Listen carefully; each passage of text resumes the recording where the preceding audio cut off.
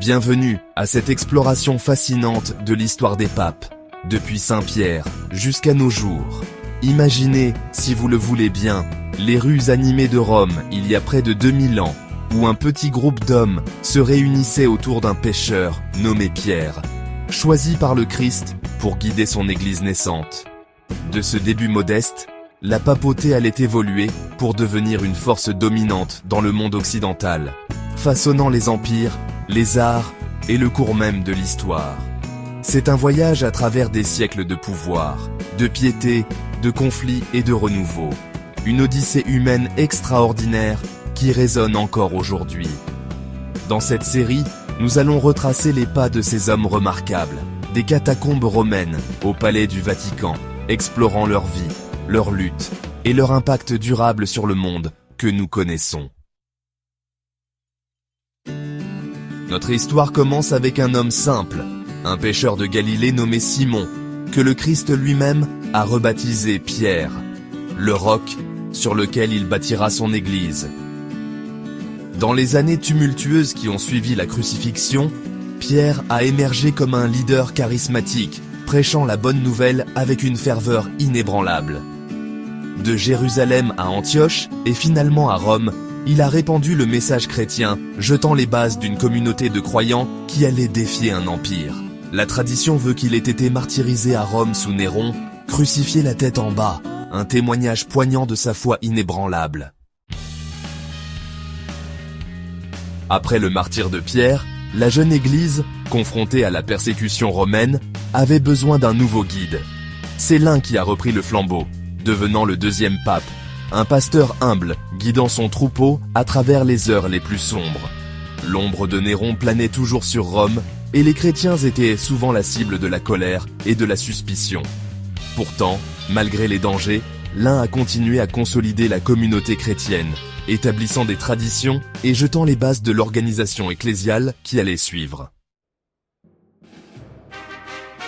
Au VIe siècle, l'Empire romain s'effondre, laissant derrière lui un vide de pouvoir et une Europe fragmentée. C'est dans ce contexte tumultueux qu'émerge Grégoire le Grand, un homme à la fois érudit, administrateur hors pair et fervent spirituel. Grégoire a non seulement consolidé l'autorité de la papauté sur l'Église d'Occident, mais il a également joué un rôle crucial dans la conversion des peuples barbares, jetant les bases de la chrétienté médiévale. Son œuvre immense, tant théologique que politique, a profondément marqué l'histoire de l'Église et de l'Europe. Alors que le XIe siècle touche à sa fin, un nouvel esprit de ferveur religieuse traverse l'Europe. En 1095, lors du concile de Clermont, le pape Urbain II lance un appel vibrant à la chrétienté, libérer Jérusalem des mains des Seldjoukites musulmans.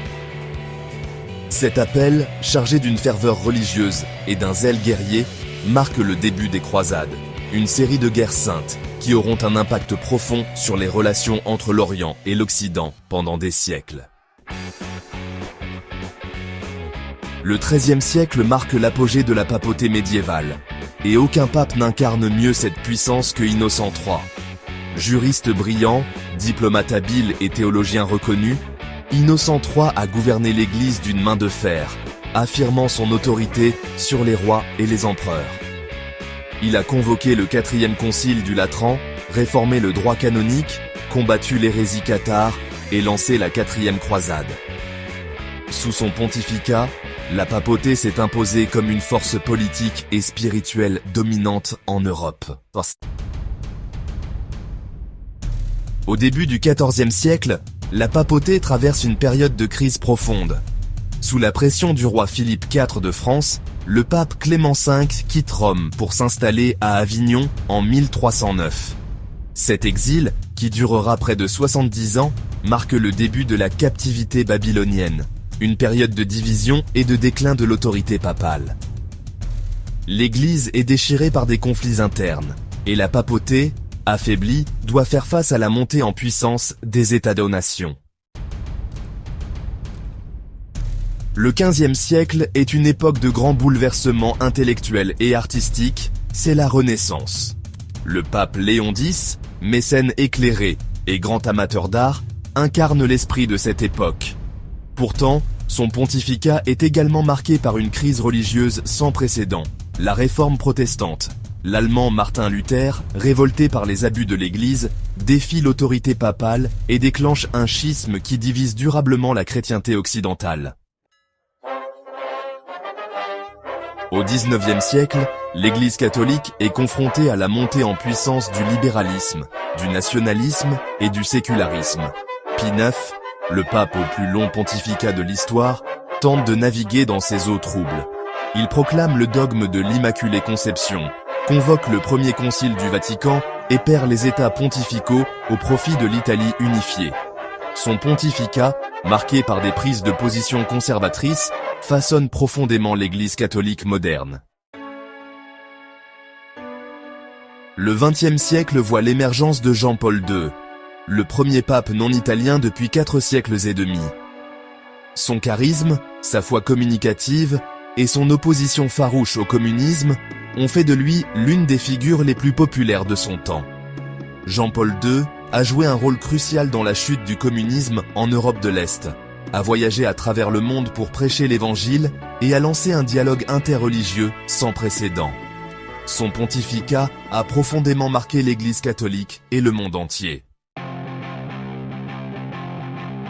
Aujourd'hui, c'est le pape François, originaire d'Argentine, qui guide l'Église catholique dans un monde en pleine mutation. Connu pour son humilité, sa simplicité et son engagement en faveur des pauvres et des marginalisés, il incarne un renouveau spirituel et une ouverture au dialogue. François a placé la justice sociale, la protection de l'environnement et l'accueil des migrants au cœur de son message. La fin de son pontificat en ce lundi de Pâques 2025 ferme une page importante dans l'histoire de la papauté. Merci d'avoir voyagé avec nous à travers l'histoire des papes. De l'humble pêcheur Pierre au pape François, nous avons traversé les siècles, explorant les vies et les époques de ces hommes qui ont façonné l'Église catholique et influencé le cours de l'histoire. Leur héritage est complexe, fait de lumière et d'ombre, de grandeur et de faiblesse. Mais ce qui demeure, c'est le pouvoir durable de la foi, la quête inlassable de la vérité et l'aspiration à un monde plus juste et plus fraternel. Restez connectés pour plus de vidéos fascinantes sur l'histoire et la culture.